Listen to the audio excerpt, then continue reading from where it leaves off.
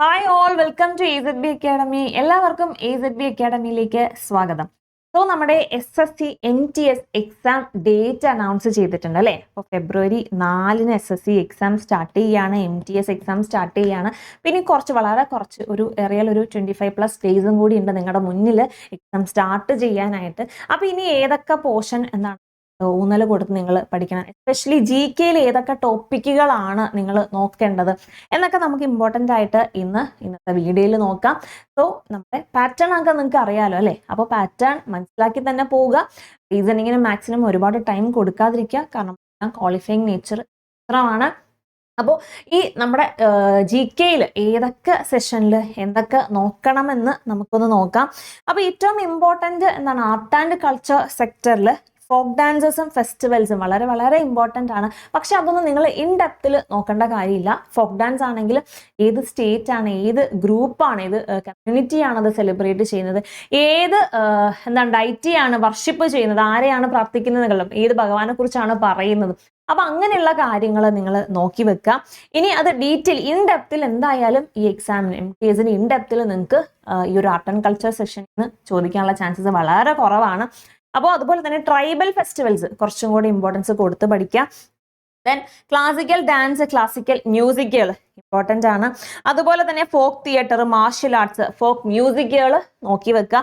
Government schemes and initiatives, അപ്പോൾ നമ്മൾ especially നോക്കേണ്ടത് കറണ്ട് അഫയേഴ്സുമായിട്ട് ലിങ്ക്ഡ് ആയിട്ടുള്ള സ്കീംസും ഇനിഷ്യേറ്റീവുകളും നോക്കി വെക്കുക. അത് എന്നാണ് ലോഞ്ച് ചെയ്തത്, എന്തൊക്കെയാണ് അതിൽ പുതിയ വന്ന മാറ്റങ്ങൾ, ആഡ് ഓൺ ആയിട്ടുള്ള ഫീച്ചേഴ്സുകൾ ഏതൊക്കെയാണ്, എന്താണ് അതിൻ്റെ ഒബ്ജക്റ്റീവ്സ് എന്നുള്ളത്.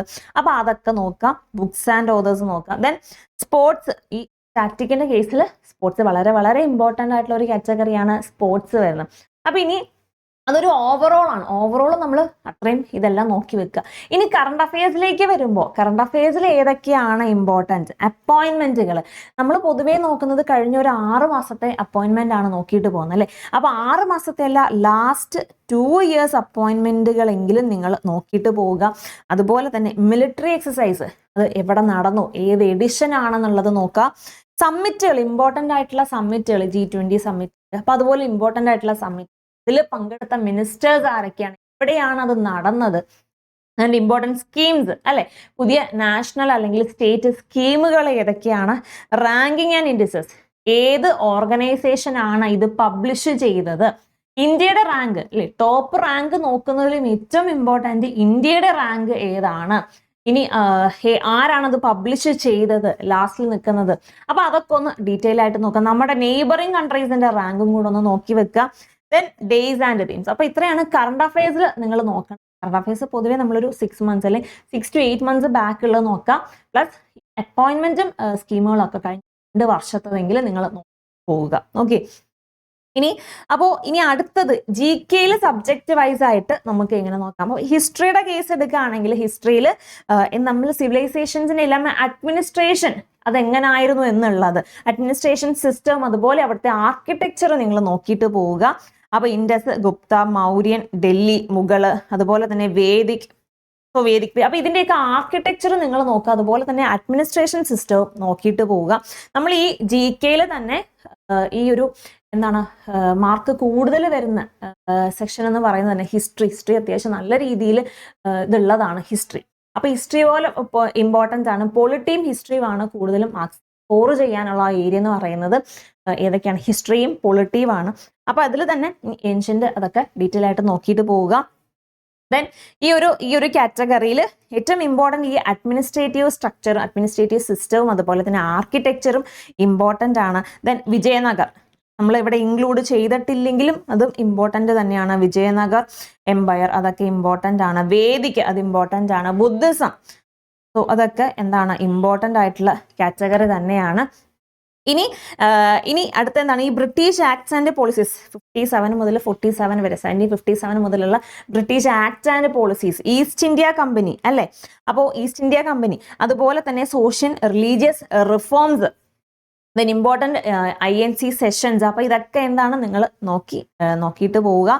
ഓക്കെ, അപ്പോൾ ഇനി പൊളിറ്റിയുടെ കേസിലാണെങ്കിൽ ഫണ്ടമെന്റൽ റൈറ്റ്സ് അതുപോലെ തന്നെ ഫണ്ടമെന്റൽ ഡ്യൂട്ടീസ് ഇതെല്ലാം ഇൻക്ലൂഡ് ചെയ്യുന്ന ആർട്ടിക്കിളുകൾ DPSP parliament union and state relations ഉണ്ട്, finance, services under union and states, emergency provisions. അപ്പോൾ ഇതൊക്കെ പൊളിറ്റിയിൽ നിങ്ങൾക്കറിയാം സ്കോർ ചെയ്യാൻ ഏറ്റവും കൂടുതൽ പറ്റുന്ന ഒരു ഏരിയ ആണ് ഈ ഹിസ്റ്ററിയും പൊളിറ്റിയും. അപ്പോൾ അത് നന്നായിട്ട് നോക്കിയിട്ട് പോവുക.